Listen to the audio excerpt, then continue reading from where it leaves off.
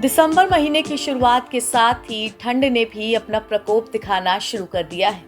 भारतीय मौसम विभाग ने अगले कुछ दिनों के लिए देश के कई हिस्सों में मौसम में बड़े बदलाव की चेतावनी जारी की है।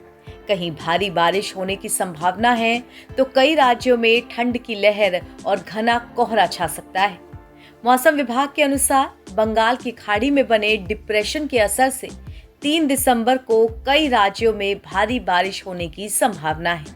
दक्षिण तटीय आंध्र प्रदेश और रायलसीमा के साथ ही केरल में हल्की से मध्यम बारिश और कुछ जगहों पर भारी बारिश की चेतावनी जारी की गई है।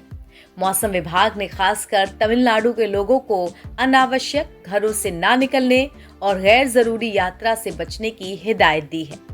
वहीं दूसरी तरफ उत्तर और पूर्वी भारत में तापमान गिरने के साथ ही कोहरे का असर बढ़ता जा रहा है।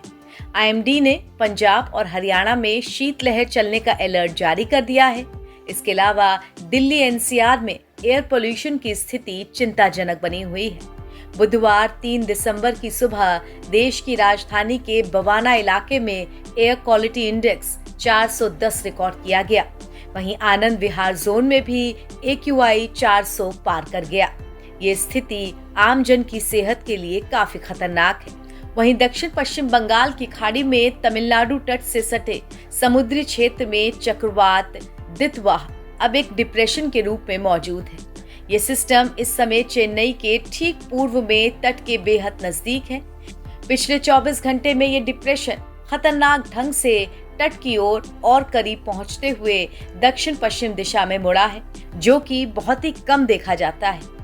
अगले 12 से 18 घंटों तक इसी क्षेत्र में ये रह सकता है और धीरे धीरे कमजोर होकर पूर्वोत्तर मॉनसून की सामान्य हवाओं में समा सकता है।